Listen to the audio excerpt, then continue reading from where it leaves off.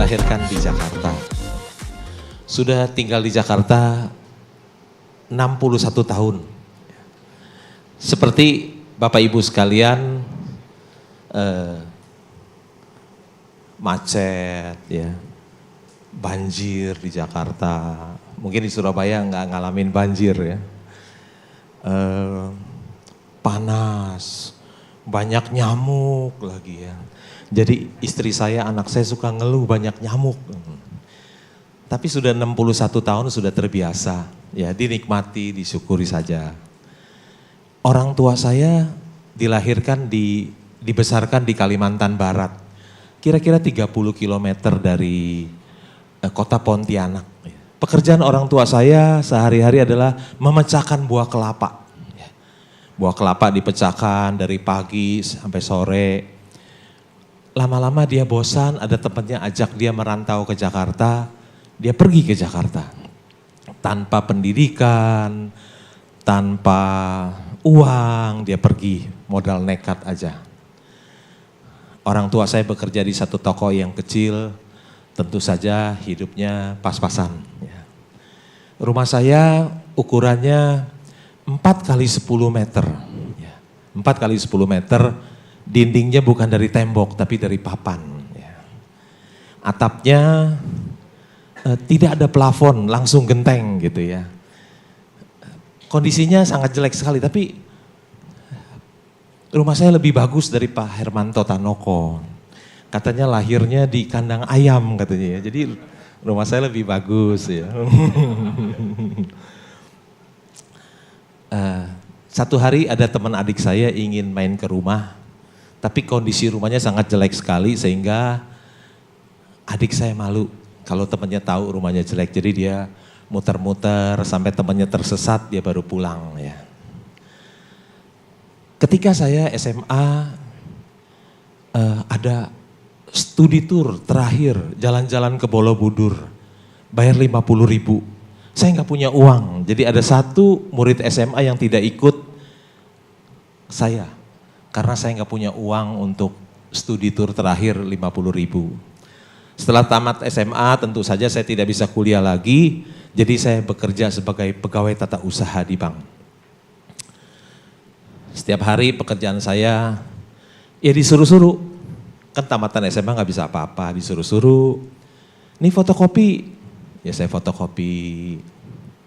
Sementara saya fotokopi saya baca, oh ini faktur ya, ini BPKB, ini sertifikat, ini akte jual beli. Jadi sekarang kalau saya beli mobil, beli rumah, saya nggak pernah tanya orang, saya udah hafal suratnya dulu, tiap hari saya fotokopi. Ya.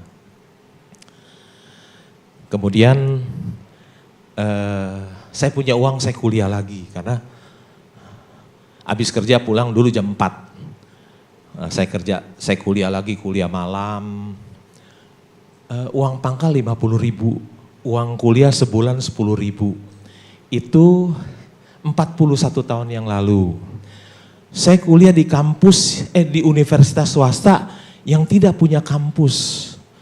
Ada gedung di seberang RSCM, itu PSKD, siang untuk SMA, malam kosong dikontrak oleh universitas, saya kuliah di sana. Ya. Setelah saya tamat kuliah, saya bekerja di bank 11 tahun, nggak naik-naik pangkat. Kasihan ya 11 tahun kerja, boro-boro jadi direktur, jadi kepala cabang aja enggak, manajer juga enggak, asisten manajer juga enggak, kepala bagian juga enggak, jadi pegawai tata usaha terus. Karena pegawai tata usaha terus, jadi gaji kecil terus. Satu hari ada orang Surabaya, nasabah saya buka bank. Saya diajak. Waktu itu gaji saya mulai kerja 20.700. 11 tahun saya bekerja gaji baru 350.000. Kemudian orang Surabaya ini yang buka bank, saya minta 1 juta dikasih. Tambah uang kesehatan 50.000 jadi 1.050.000. Wah, saya senang banget. Gaji saya tiba-tiba naik 200%. Saya kerja habis-habisan deh. Nasabah saya yang banyak duit saya teleponin. Kalau dulu bunga tinggi kan 10%, saya kasih 12%, dia pindah semuanya. 1 tahun kemudian pangkat saya naik lagi jadi kepala cabang. Tentu saja gajinya disesuaikan jadi gaji kepala cabang. Gajinya besar. Tapi uangnya tidak saya belanjakan, tidak saya simpan di bank. Uangnya selalu saya belikan saham.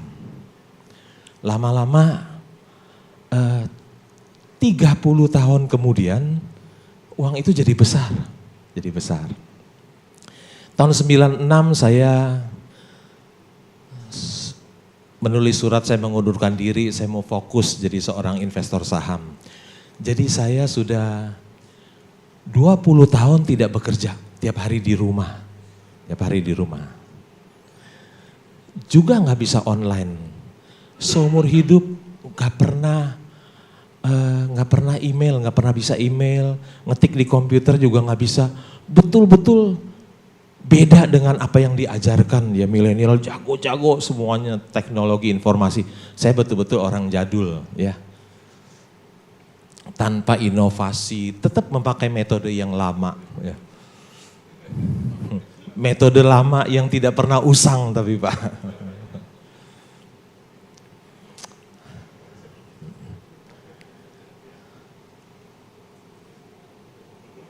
Ini ada Universitas Harvard ya. Katanya hanya 1% dari alumni Harvard yang punya uang 30 juta dolar. 30 juta dolar itu kira-kira kali 14.000 itu 420 miliar. Alumni Harvard itu ada 300.000 sekian orang lulusan. Hanya 1% yang punya uang 30 juta dolar. Kira-kira 3.130 yang namanya ultra high net worth individual.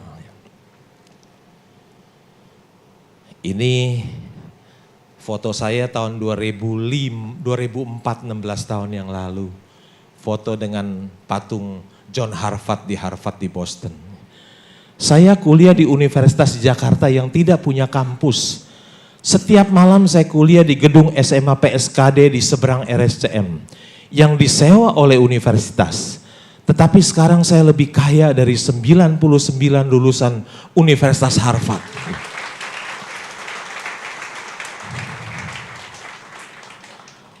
Berkat Tuhan itu begitu besar dalam hidup saya ya. Berkat Tuhan itu begitu ajaib dalam hidup saya. Masa orang yang jadi pegawai tata usaha 11 tahun bekerja bisa seperti ini. Banyak orang tua yang ingin menyekolahkan anaknya ke Amerika. Kalau dia punya duit ya gak apa-apa. Yang pas-pasan juga mau. Ada seorang bapak cerita kepada saya. Pas anak saya tamat kuliah, uang saya habis. Dia bilang, waduh hebat ya bapak ini. Pas, untung dia keburu tamat. Kalau enggak, duitnya udah keburu habis. Ada seorang orang tua yang menjaminkan rumahnya di bank. Bukan untuk modal kerja, tapi untuk kuliah anaknya di Amerika. Untuk modal kerja aja bisa macet. Apalagi untuk kuliah anak di Amerika, pasti rumahnya dijual untuk lunasin utangnya. Ada seorang bapak telepon saya, teman saya. Hong pinjam duit dong 50 juta. Buat apa? Buat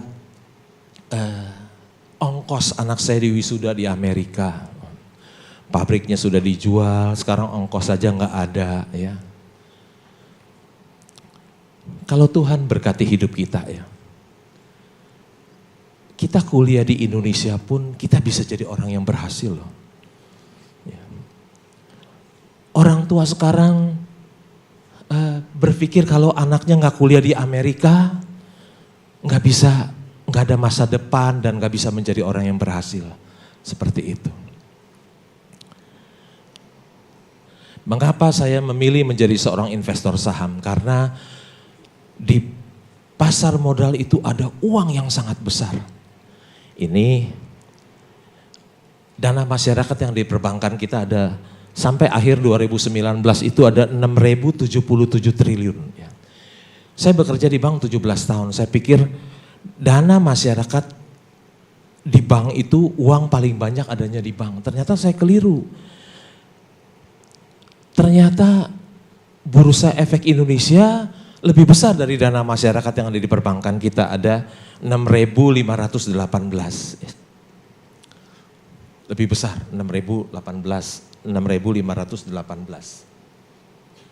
Ini saham-saham yang sebelum turun. BCA paling mahal ya, 775 triliun, ada BRI nilainya 516 triliun, ada Telkom 345 triliun, ada Bank Mandiri 339 triliun, dan Unilever 260 triliun, dan seterusnya. Ini ada perusahaan di Amerika ya. Kalau Saudi Aramco nggak usah dihitung, itu perusahaan negara, yang swasta aja ada Apple. Nilainya 1,3 triliun US dollar. Kalau dikalikan 14.000 berapa tuh? Nggak bisa hitung, banyak banget ya. Dana masyarakat cuma 6.000 triliun. Seluruh uang dana masyarakat, korporasi, dikumpulin jadi satu, beli saham Apple itu nggak cukup loh. Setengah aja nggak cukup. Jadi ada uang yang sangat besar itu di pasar modal. Ada orang yang sangat tidak menghargai saham, perusahaan yang hebat. Orang ini orang yang tidak menghargai saham, orang yang hebat ini. Kalau enggak dia jadi orang paling kaya di dunia. Dia punya saham di Apple 10%. Kalau tadi 1,3 triliun, dia punya 10%, kekayaannya ada 130 miliar dolar. Tapi tahun 76 sahamnya yang 10% di Apple itu dijual. Nilainya 800 dolar. Bukan 800 juta loh, 800 dolar. Dia jual saham Apple di tahun 76. Kalau dia nggak jual, saham itu bernilai 130 miliar dolar. Harta karun kekayaan terbesar yang ada di dunia adanya di pasar modal, bukan di bawah laut. Nilainya nyata dan transparan. Sangat disayangkan bila ada orang yang tidak mengenal pasar modal. Ada uang yang begitu banyak di pasar modal. Kalau saudara tidak tahu tentang pasar modal, sangat disayangkan loh. Kalau Bapak ingin menjadi orang yang kaya, pasar modal lah tempatnya. Pasar modal lah tempatnya. Judul tema hari ini adalah menjadi kaya di bursa, di pasar modal. Ya. Itu pelajaran yang sangat penting loh, menjadi kaya. Menjadi kaya itu adalah idaman hampir semua orang. Tapi sayang, pelajaran menjadi kaya itu tidak diajarkan di sekolah loh.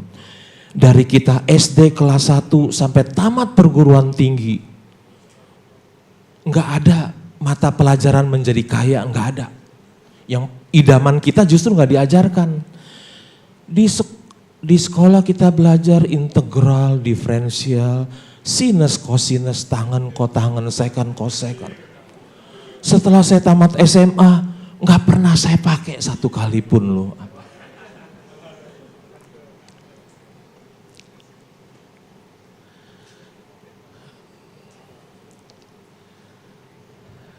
Perusahaan publik menghasilkan produk dan jasa bagi hidup kita. Ini pembungkus Indomie ada huruf Arab.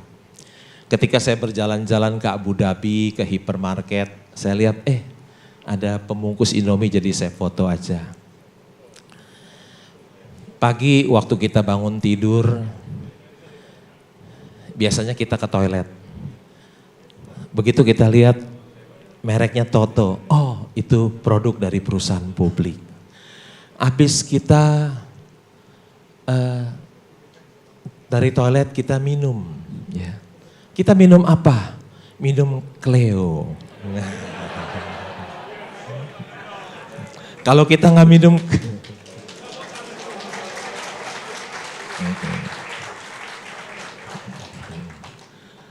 kalau kita nggak minum nanti dehidrasi, ya. Kita minum. Cleo juga perusahaan publik, ya. Habis kita minum, biasanya kita ambil smartphone kita, mungkin kita pakai Indosat, Telkomsel, XL, itu juga perusahaan publik. Habis kita lihat smartphone kita, mungkin kita mandi. Ya. Kita mandi pakai sabun Lux, sabunnya para artis. Ya. Kita sikat gigi dengan Pepsodent, kita cuci baju dengan Rinso, itu produk dari Unilever. Hampir semua keluarga di Indonesia pernah pakai produk itu. Habis kita mandi, kita sarapan dengan mie yang enak dan murah ini, hanya sebungkus 2.000 dengan telur 1, kita sarapan ya. Kita siap-siap, sementara kita sarapan kita nonton TV. Mungkin kita nonton RCTI, Indosiar, SCTV, Antv, TV One. Itu semua perusahaan publik. Kita melihat suatu kejadian gak usah ke lokasi, cukup dari rumah saja. Selesai sarapan, kita ke kantor, kita naik Avanza. Mobil sejuta umat ya, yang kita beli di Astra Internasional. Itu juga perusahaan publik. Kacanya siapa yang buat? Asahi Mas, itu juga perusahaan publik. Bannya siapa yang buat? Bannya mungkin Gajah Tunggal, Goodyear Indonesia. Kita naik mobil, kita jalan tol, masuk. Mungkin kita lewatin jalan tol ada Jasa Marga, Waskita, Adikarya, itu semua perusahaan publik. Membuat jalan tol itu butuh semen yang banyak. Semennya dari mana? Dari Semen Indonesia, Dynamic, Indosemen. Bajanya dari Krakatau Steel. Ya. Kita jalan-jalan ke mall, ke Tunjungan Plaza. Mallnya terkenal, besar. Siapa punya? Pakuwon punya. Oh, itu juga perusahaan publik. Di mall banyak bank. Ada BCA, Bank Mandiri, BRI, Penin Bank, CIMB, Bank Danamon, semua perusahaan publik. Sampai malam kita tidur, tinggal di mana? Di Citraland, oh itu juga perusahaan publik. Di mana? Di Pakuwon juga perusahaan publik. Ya. Dari pagi hingga malam kita pakai produk dan jasa dari perusahaan publik. Nah ini tahun lalu saya ke Yokohama, ternyata saya tahu pencipta mie instan ini namanya Momofuku Ando. Dia hidup meninggal usia 97 tahun. Jadi kalau saudara makan Indomie jangan takut ya. Penciptanya aja 97. Jangan-jangan kalau saudara makan Indomie juga bisa panjang umur kayak penciptanya 97 ya. Bukan promosi, saya nggak punya saham Indofood, cuman buat bercanda aja. Perusahaan publik menciptakan banyak lapangan pekerjaan, ada Astra, punya karyawan 214.000 orang. Makin banyak lapangan pekerjaan tercipta, makin sejahtera bangsa dan negara kita. Ya. Ada satu lapangan pekerjaan tercipta, kemungkinan ada satu preman berkurang di tengah jalan. Ya. Astra ini belum dia punya dealer, dia punya supplier banyak sekali ya. Saya tanya Pak Hermanto, Pak karyawan Bapak berapa? Ada 20.000 loh. Ada 20.000 orang yang mendapatkan kesejahteraan dari perusahaan Pak Hermanto. Ya. Kalau dulu yang kita sebut pahlawan adalah orang yang berani melawan penjajah Belanda. Sekarang kita sudah merdeka, Belanda tidak ada. Siapa yang disebut pahlawan? Menurut saya yang disebut pahlawan adalah orang yang bisa memberikan kesejahteraan pada banyak orang.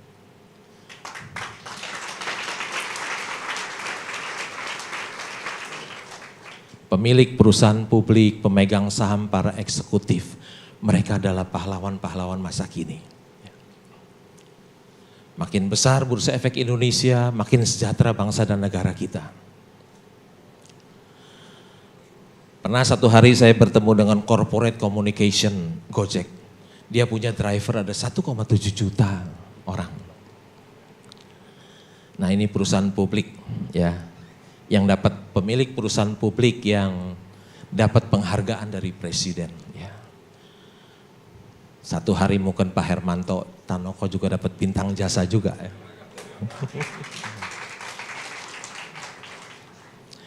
Perusahaan publik adalah pembayar pajak yang besar. Kita lihat Astra. Ya. Tahun 2018 dia bayar pajak. Oh iya sorry, BCA. BCA membayar pajak tahun 2018 6,8 triliun. 2019 membayar pajak 7,7 triliun.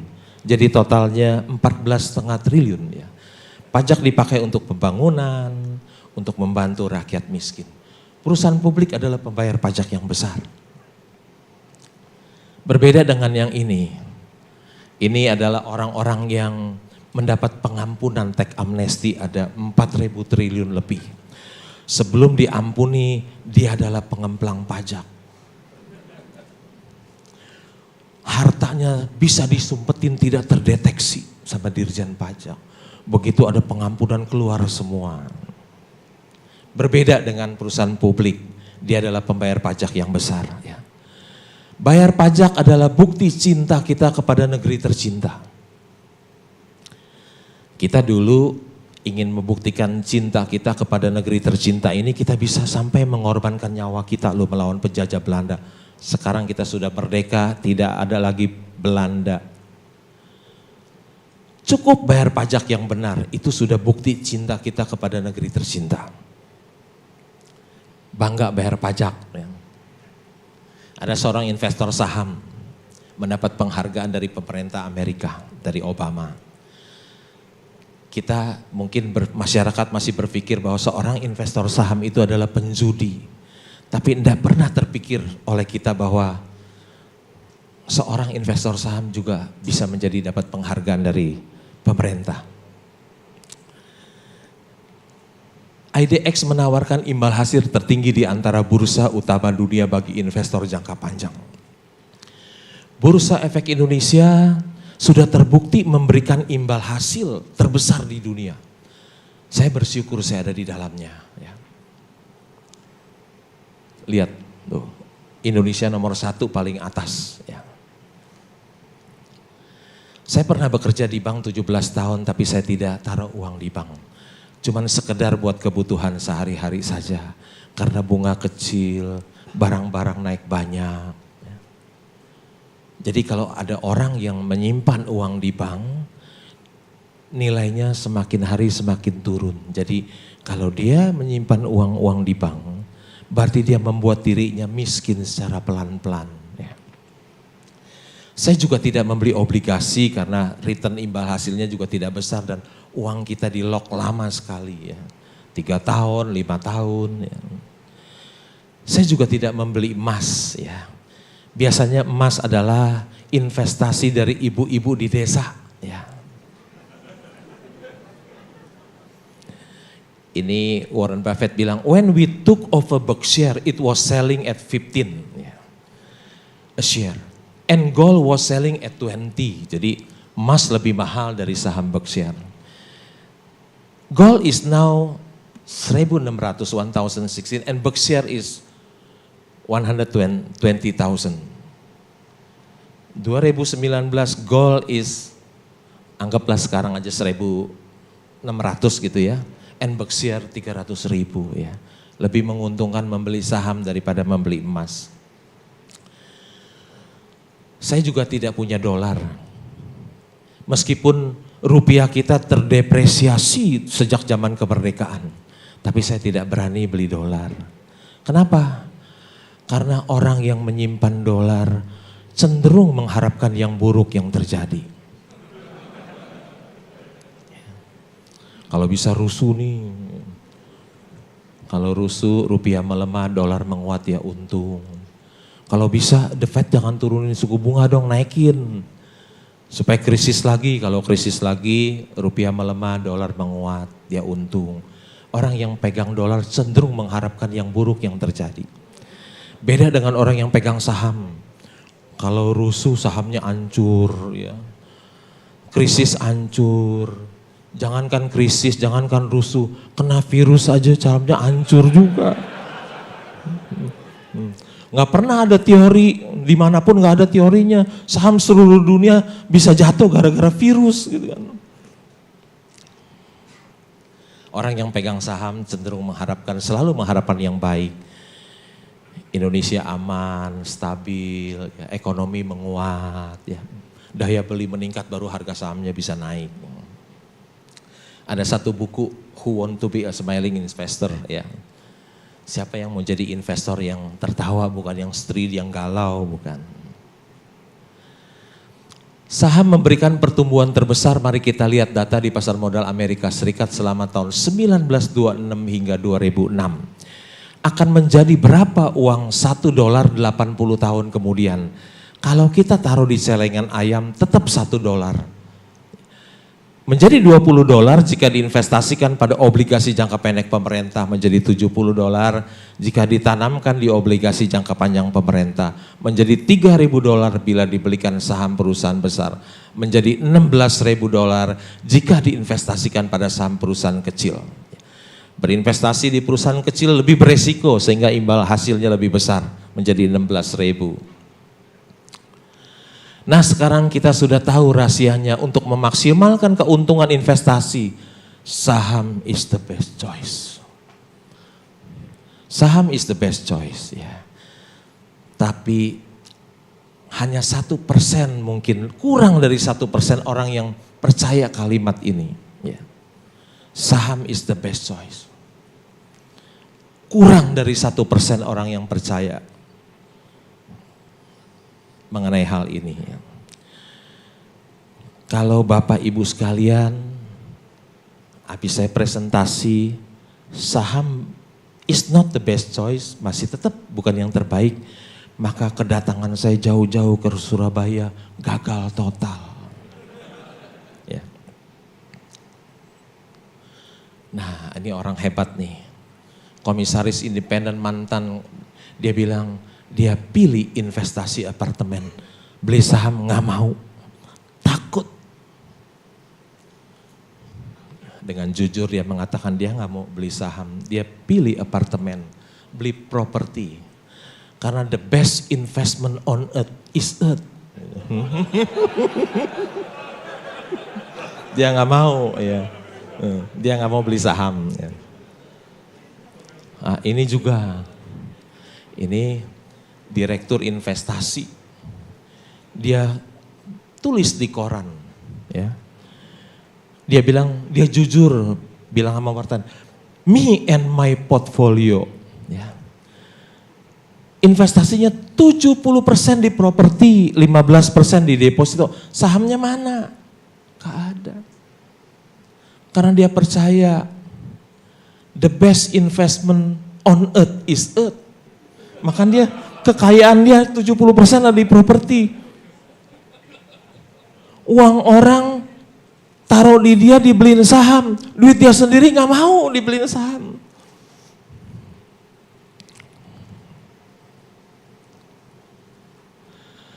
Saham yang diperjualbelikan di bursa membuka kesempatan bagi para investor bermodal kecil untuk bisa memiliki perusahaan besar. Mengapa? Karena dengan memiliki saham berarti ikut memiliki perusahaan tersebut, ya. Kita orang yang uangnya terbatas, kemampuan terbatas, suruh bangun perusahaan sebesar Cleo, hampir tidak mungkin, ya. Tapi adanya Bursa Efek Indonesia memungkinkan kita orang yang kemampuannya terbatas, uangnya terbatas, bisa memiliki perusahaan yang hebat. Membeli saham itu halal loh, ada fatwa dari MUI, ya, jadi jangan ragu-ragu. Ini ada 2 orang kaya nih, ya. Dia bilang, no Rolex watch. Juga tidak pakai berlian dia. Dia bilang, the goal is to be rich, not to look rich. Karena tujuannya adalah menjadi kaya, bukan kelihatan kaya. Nggak pakai jam tangan Rolex, nggak pakai berlian, ya. Kalau saudara ingin jadi orang yang kaya, kelihatan kaya, jangan pakai jam tangan Rolex. Bill Gates aja nggak pakai jam tangan Rolex, yang dia pakai apa? Casio. Jadi kalau saudara ingin jadi kelihatan kaya, pakai Casio, ya. Ikutin Bill Gates, ikutin Lee Ka-shing, jangan pakai jam tangan Rolex.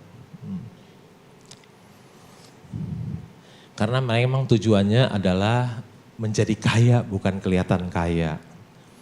Tapi masyarakat lebih suka kelihatan kaya daripada menjadi kaya. Karena ingin kelihatan kaya menghabiskan uang banyak. Sehingga nggak bisa kaya-kaya. Ya. Lihat kedua orang ini hidupnya sederhana. Ya. Orang yang sederhana itu adalah orang yang bijak loh. Ada Mike Tyson ini. Siklus hidup dari gembel kembali ke gembel. Dia waktu jadi juara tinju dunia penghasilannya 400 juta dolar. Kalau dikali 14.000 itu 5,6 triliun. Karena konsumtif, boros, habis lu uangnya. Ya. Jadi kalau Bapak Ibu sekalian punya uang banyak, coba-coba boros, akan terulang. Hidup saudara jadi Mike Tyson ini loh, dari gembel balik jadi gembel lagi. Ini ada Bernard Madoff, fund manager yang musim dingin tahun 2008 Bernard Madoff terbongkar telah melakukan penipuan keuangan menggunakan arisan berantai alias skema Ponzi sebesar 65 miliar dolar. Korban Madoff amat beragam mulai dari bank, perusahaan investasi, pengacara, keluarga milioner, hingga produser film ternama Steven Spielberg. Ya. Ternyata Bernard Madoff memberikan inspirasi bagi fund manager di Indonesia. 11 tahun kemudian 2019, investasi Anda di fund manager itu habis loh. Rupanya ada rampok berjubah fund manager karena terinspirasi dari Bernard Madoff ini. Terinspirasi dari Kanjeng Dimas yang bisa menggandakan uang. Orang yang tidak dapat menggandakan uang mencari pengikut sebanyak-banyaknya untuk dimanfaatkan agar ia menjadi kaya, bukan pengikutnya yang kaya. Tetapi orang yang dapat menggandakan uang tidak mau pengikut seorang pun. Saya tidak mempunyai pengikut seorang pun. Saya tidak punya follower satupun. Dan tidak mau punya follower satupun. Ya. Tapi ketika kita membeli saham, kita harus kenali apa yang akan dibeli dan beli apa yang kita kenali. Kita harus tahu apa yang kita beli.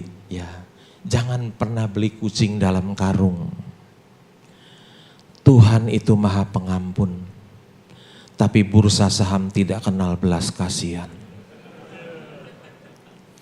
Bursa tidak pernah memberi ampun kepada orang yang tidak tahu apa yang dia beli. Apa yang harus kita lihat? Pertama, manajemen.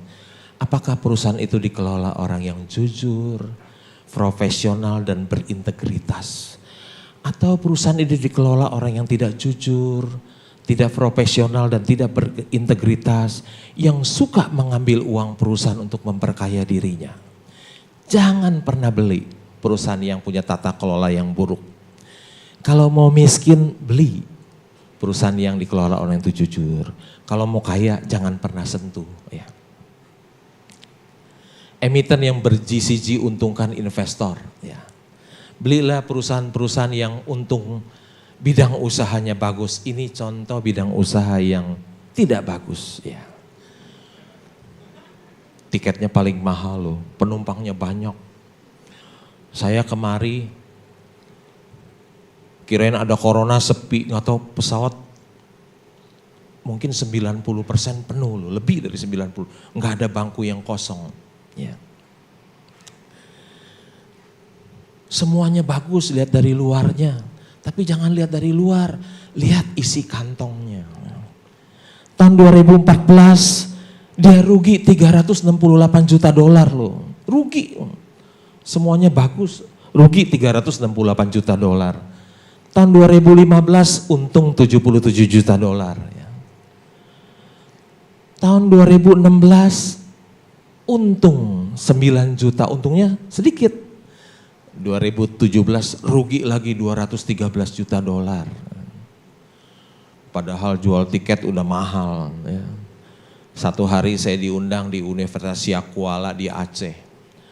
Kelas ekonomi pulang pergi lagi low season 6 juta. Padahal kalau naik pesawat lain bisa sampai ke itu loh, ke Tokyo 6 juta. Tapi heran masih rugi terus. Tahun 2018 dicacat untung 5 juta. Dikomplain, dikoreksi. Jadi rugi 175 juta dolar.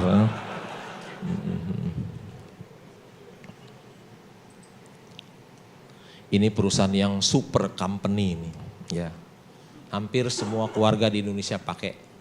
Ini belilah perusahaan-perusahaan yang labanya besar. Ekuitasnya 7,5 triliun, modalnya 7,5 triliun. Ya. Labanya 9,1 triliun. Hebat ya, return on equity-nya 120%, lu dahsyat. 120% ROE-nya. Dalam kurun waktu 35 tahun kinerja saham Unilever Indonesia terus melesat. Jika seorang investor membeli 1.000 lembar saham pada saat IPO seharga 3.175 per lembar, saat ini nilai investasinya bernilai hampir 5 miliar. Kalau beli 1.000 lembar kali 3.175 itu 3.175.000. Terus tidur 35 tahun. Bangun-bangun uangnya jadi 5 miliar loh. Itu kalau belinya 3 juta. Kalau belinya 300 juta jadi berapa? Tambahin aja nolnya, kita beli 300 juta. Begitu kita tidur 35 tahun bangun-bangun uang kita jadi 500 miliar loh. Bukan hayalan, bukan imajinasi, tapi ini adalah kisah nyata di Bursa Efek Indonesia. Enak ya? Tidur aja, jadi kaya loh. Kalau orang memiliki perusahaan yang untung besar, kita seperti memiliki mesin pencetak uang. Kita cetak uang, ditangkap. Tapi kalau kita memiliki perusahaan yang untung besar, sama aja kita memiliki mesin pencetak uang. Belilah perusahaan-perusahaan yang bertumbuh. Artinya untungnya besar, tiap tahun tambah besar. Contohnya ini BRI ya. Labanya dari 11 triliun meningkat jadi 15 triliun, jadi 18, 21, 24, 25, jadi tahun 2019 34 triliun. Dari 11 triliun untungnya besar, jadi 34 triliun ya. Enak ya? Udah untungnya besar, tiap tahun tambah besar. Ya. Growing rich with the growing company.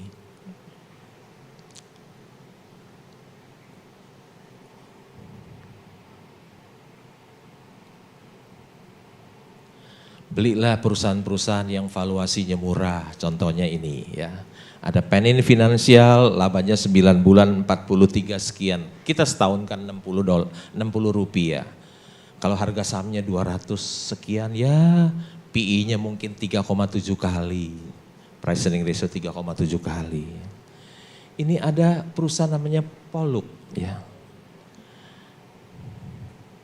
Labanya hanya 4 rupiah per saham. 4 rupiah harga sahamnya berapa ya? 9.000 lebih ya. Kalau disetahunkan jadi 6 rupiah. 6 rupiah harga sahamnya 9.000 lebih. Arti PI-nya 1.600 kali. Kalau labanya tetap 1.600 tahun baru break even loh. Luar biasa nih PI-nya 1.600 kali. Teman saya telepon saya, hebat ya anak muda ini bisa jadi orang paling kaya di Indonesia umur 30. Lihat-lihat dulu perusahaannya. Labanya cuma 30 miliar lebih kok. 37 miliar, masa jadi orang paling kaya? Belilah perusahaan yang valuasinya murah, bukan yang PI-nya 1.600 kali, bukan. Ini Jeff Bezos, orang terkaya di dunia nomor 1, bilang, ask Warren Buffett, your investment thesis is so simple. You are the second richest guy in the world. And it is so simple. Why doesn't everyone just copy you? Warren Buffett menjawab, because nobody wants to get rich slow. Ya. Jeff Bezos 2 kali bilang begini loh. Your investment thesis is so simple, 2 kali loh. Kamu punya strategi investasi itu begitu simple, begitu sederhana, tinggal copy aja. Bisa jadi orang terkaya nomor 3 di dunia, gampang. Strategi investasi Warren Buffett susah? Enggak, gampang sekali. Sampai diulangin sama Jeff Bezos 2 kali, so simple. Saya pernah mengunjungi tambang batu bara terbesar nomor 3 di Indonesia.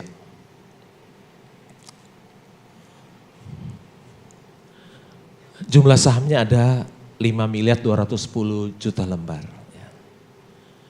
Kalau kali 100 itu awal tahun 2009-2016 ketika harga batu bara $50 perusahaannya rugi. Itu nilainya hanya 521 miliar kapitalisasi pasarnya. Nilai harga pasar dari perusahaan ini. Tapi perusahaan ini masih punya ekuitas $667 juta. Harga pasar dari perusahaan ini hanya 521 miliar rupiah. Dia masih punya modal $667 juta. Kurang lebih 9 triliun. Artinya salah harga loh. Artinya perusahaan ini Mercy yang dijual harga sepeda motor. Di dunia nyata, saudara gak bakalan ketemu ada orang yang mau jual Mercy-nya di harga sepeda motor. Adanya hanya di Bursa Efek Indonesia. Ya. Tentu saja saya melakukan pembelian. Saya order ke pialang saya, MBA lulusan Amerika. Dia memberikan rekomendasi saya begini, Pak jangan beli Pak. Batu bara masa depan suram Pak. Saya bilang gak apa-apa beli aja, dia beli. Saya beli mencicil pelan-pelan, saya beli, terus saya beli. Sampai jadi pemegang saham terbesar nomor 4 di Indika Energy. Kemudian harga batu bara naik dari $50 jadi $100. Tentu saja perusahaan batu bara, tambang batu bara, cuan sisi, untung besar. Kalau cuan sisi, harga sahamnya juga mengikuti naik. Dari 100 naik 4.500 saya jual. Wah dapat uang banyak saya. Dapat uang banyak. Sekarang harga batu bara turun lagi, harga sahamnya juga turun lagi. Invest in bad time and sell in good time and you will get rich. Selalu ini investment wisdom, ya. Selalu invest di bad time. Waktu bad time semua orang gak mau, murah, semua murah. Beli, habis beli simpen, tunggu sampai good time, baru jual. Harganya mahal, saudara bisa untung. Ya.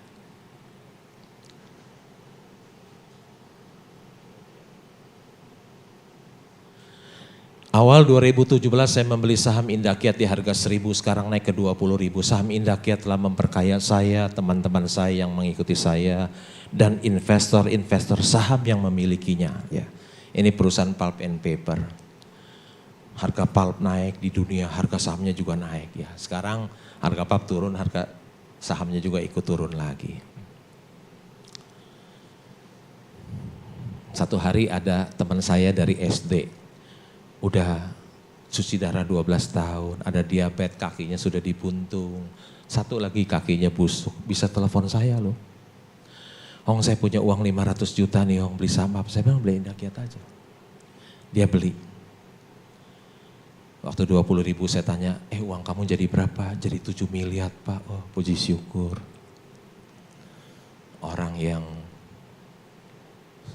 sudah seperti itu masih berinvestasi. Saudara jangan tunggu cuci darah dulu 12 tahun ya baru beli saham. Ya. Jangan tunggu kakinya diamputasi dulu baru beli saham, jangan. Satu malam ada seorang pendeta datang ke rumah saya nggak kenal, teman saya yang bawa. Dia bilang, waduh Pak, uang pensiun saya dikelola oleh Yayasan Dana Pensiun kok nggak bertumbuh ya, stagnasi.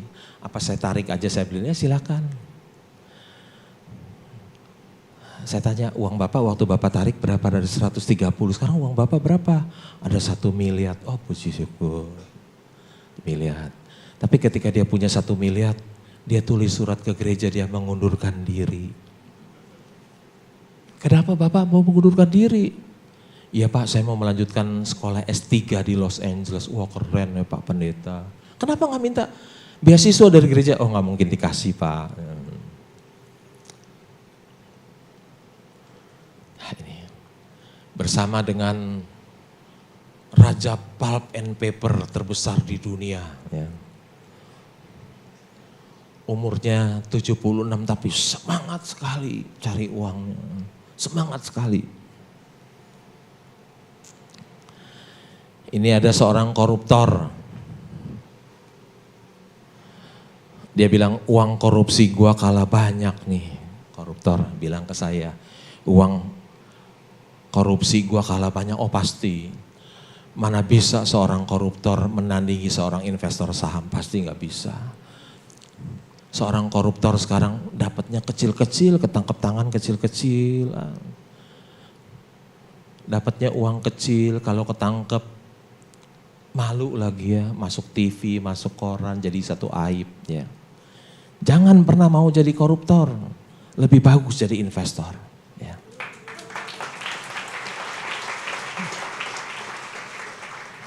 Kalau masih di kepalanya ingin jadi koruptor, hapus dari otaknya, jangan mau. Ya.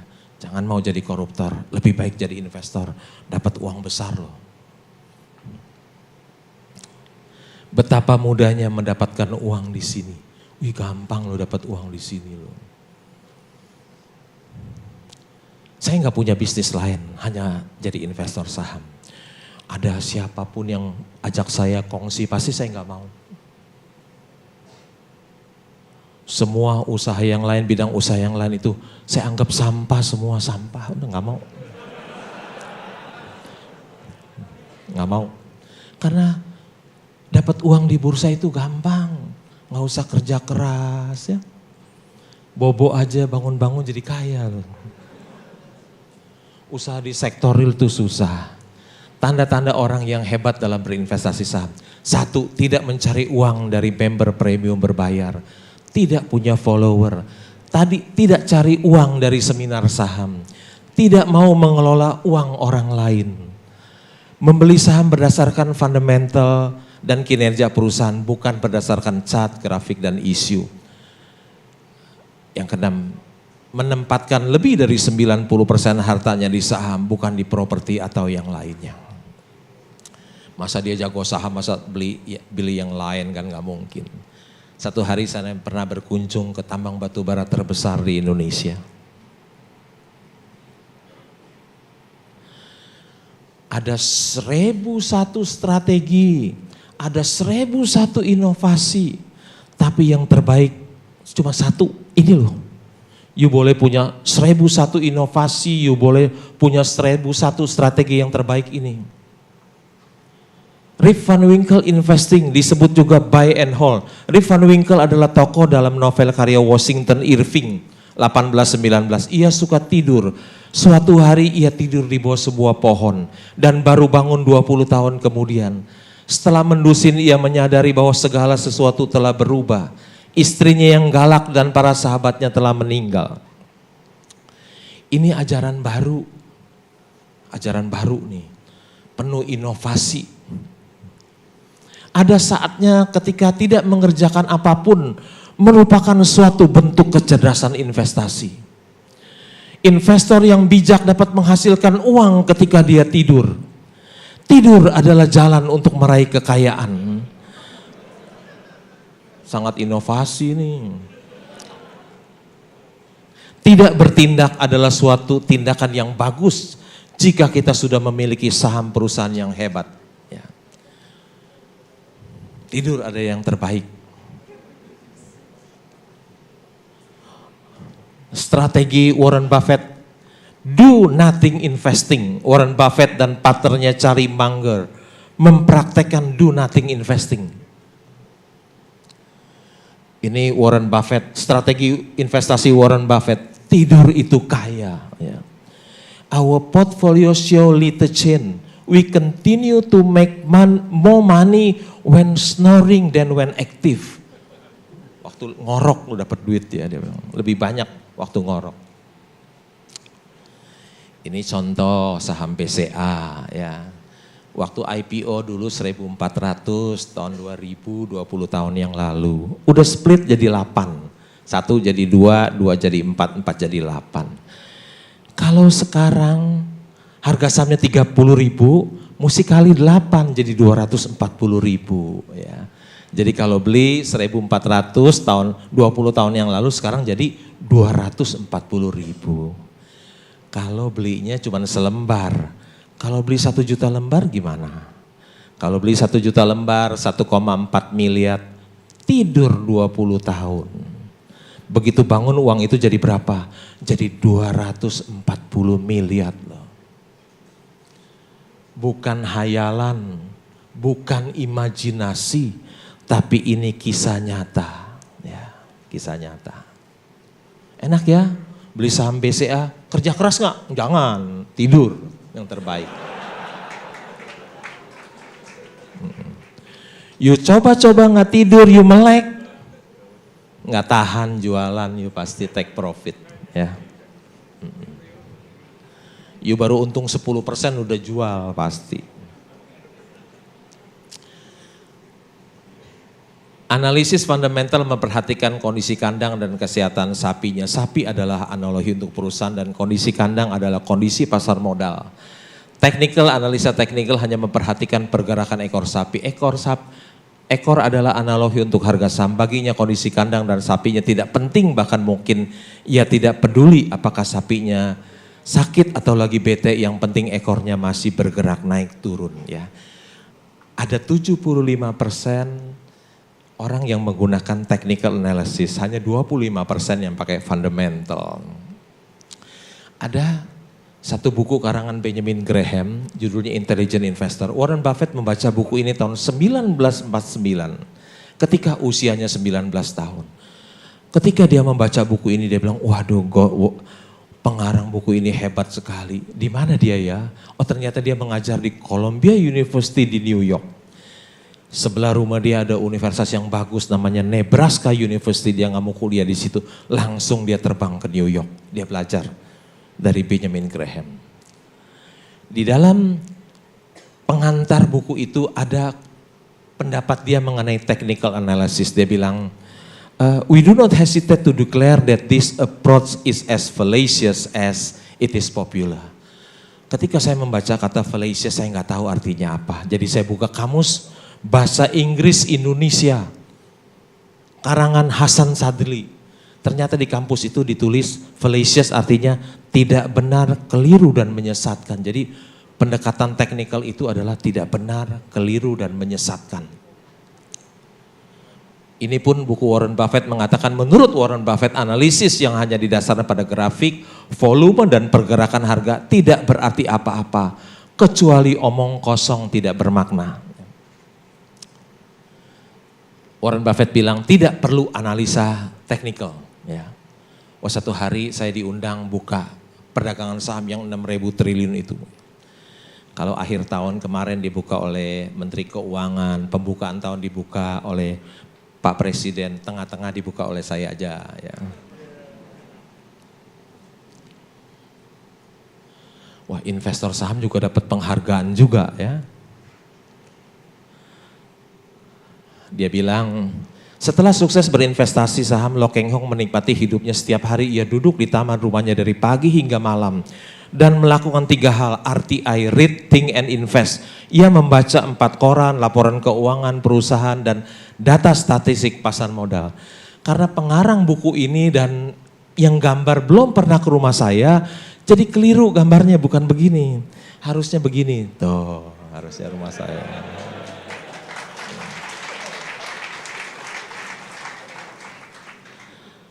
Pagi-pagi jam 6 biasanya saya pungutin koran, ada 4 dari depan rumah saya baca koran di taman di rumah saya dengan secangkir kopi, itu yang paling saya nikmati ya.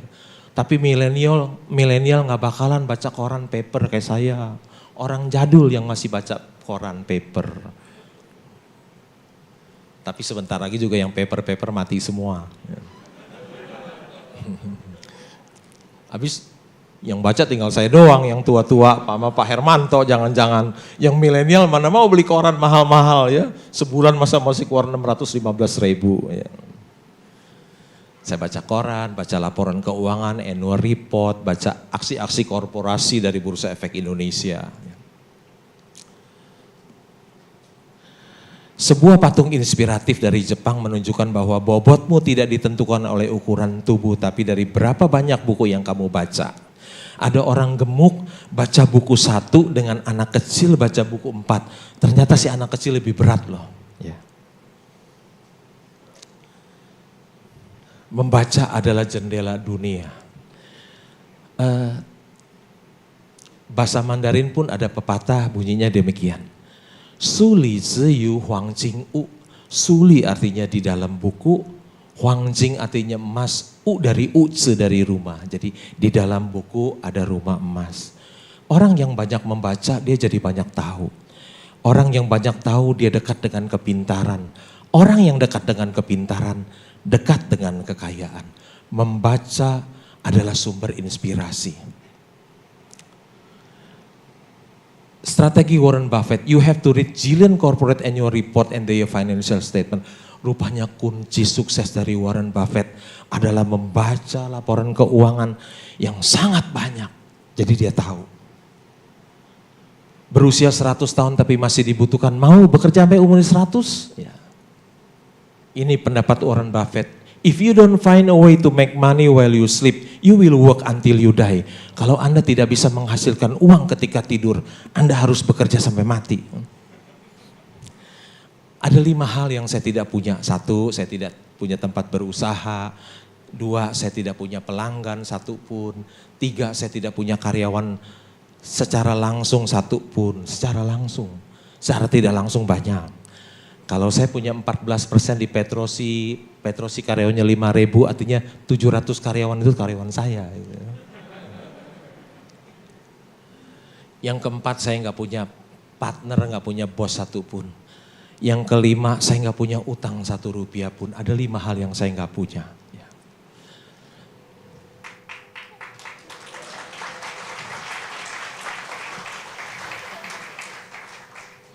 Saya orang yang tidak punya bisa menjadi seorang triliuner tanpa tempat usaha, tanpa pelanggan, tanpa karyawan, tanpa bos dan partner, tanpa hutang. Berkat Tuhan itu begitu ajaib dalam hidup saya. Berkat Tuhan itu begitu besar dalam hidup saya. Hampir tidak mungkin ada orang seperti ini. Warren Buffett bilang dia punya uang 80 miliar dolar. Ada satu yang dia gak bisa beli. Apa itu? Waktu. Ya. Ada 4 macam orang di dunia ini. 1, orang yang banyak waktu tapi tidak punya uang. Siapa dia? Dia adalah pengangguran. Hidupnya jadi benalu buat orang lain. 2, orang yang banyak uang tapi tidak punya waktu. Siapa dia? Pengusaha dan para eksekutif. Nomor 3, orang yang tidak punya uang dan tidak punya waktu. Siapa dia? Dia adalah karyawan yang gajinya kecil, UMR. Tiap hari dia sibuk bekerja, habis bulan gajinya habis. Dan orang yang tidak punya waktu, tidak punya uang ini jumlahnya paling banyak, signifikan. Yang keempat, orang yang bukan hanya banyak uang tapi juga punya banyak waktu. Siapa dia? Dia adalah sleeping investor. Dia gak punya kerjaan. Ada pepatah bahasa Inggris bilang time is money, itu keliru. Ya. Time is more valuable than money. Uang yang kita belanjakan bisa kita cari lagi. Waktu kita yang sudah lewat lagi, gak bisa balik lagi loh. Hidup kita adalah, waktu kita adalah hidup kita. Bentar lagi ya, 5 menit lagi. Udah disuruh berhenti. Being rich is having money, being wealthy is having time. Ya. Katanya kerjaannya Lo Keng Hong sekarang keliling dunia. Ya habis gak ada kerjaan masa tidur terus ya, jalan-jalan. Dipakai buat jalan-jalan ya. Di buku sejarah ada yang sangat terkenal namanya Tanjung Harapan. Ya. Letaknya tuh di bagian selatan dari benua Afrika. Di buku sejarah kita ada loh Tanjung Harapan terkenal. Pergi jauh sekali. Sampai ke Tanjung Harapan, The Cape of Good Hope. Ternyata sampai di sana enggak ada apa-apa loh. Terkenal tapi namanya sampai di buku masuk ya. Lebih baik ke Ancol kali lebih rame. Satu hari saya ke Berkshire Hathaway ikut RUPS bersama dengan Warren Buffett dan Bill Gates. Ini Berkshire Hathaway shareholder meeting ya. Saya datang ke rumahnya loh Warren Buffett. Begitu saya datang, di seberangnya ada rumah mau dijual. Percis seberangnya. Saya pikir, oh jangan-jangan rumah ini disediakan buat saya ya. Nggak ada yang mau beli rumah itu. Ya.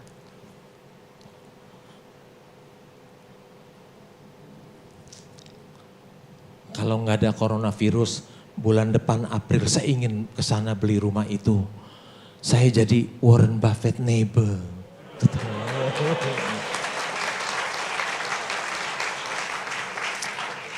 Ini ada di Omaha promosi ada stick goret namanya. Oh rame, kesukaannya Warren Buffett ya. Biasa ramenya seperti kita ke KFC, ke bakmi Gajah Mada gitu. Dia suka duduk di VIP, saya datang rame. Saya tanya, tempat Warren Buffett kosong nggak? Oh kosong, kamu duduk aja di sana. Kata ya udah dikasih tempatnya. Warren Buffett biasa makan steak, cuman steaknya gede sekali itu. Makan separuh udah enak nggak bisa masuk. Satu hari ada istrinya John McCain datang ke Jakarta. Investor saham dijamu makan loh malam-malam. Nah ini istrinya John McCain yang kandidat presiden Amerika yang kalah dengan Obama. If you will never change your life until you change something you do daily. The secret of your success is found in your daily routine. Sukses, rahasia suksesmu itu ada di apa yang kau lakukan tiap hari. Ini pernah jadi orang terkaya di dunia nomor 1 mengatakan, anyone who is not investing now is missing a tremendous opportunity. Yang terakhir Warren Buffett menjadi seorang investor saham, bisa menjadi orang terkaya nomor 3 di dunia. Saya pikir waktu saya sudah lewat banyak, saya akhiri presentasi saya sampai di sini.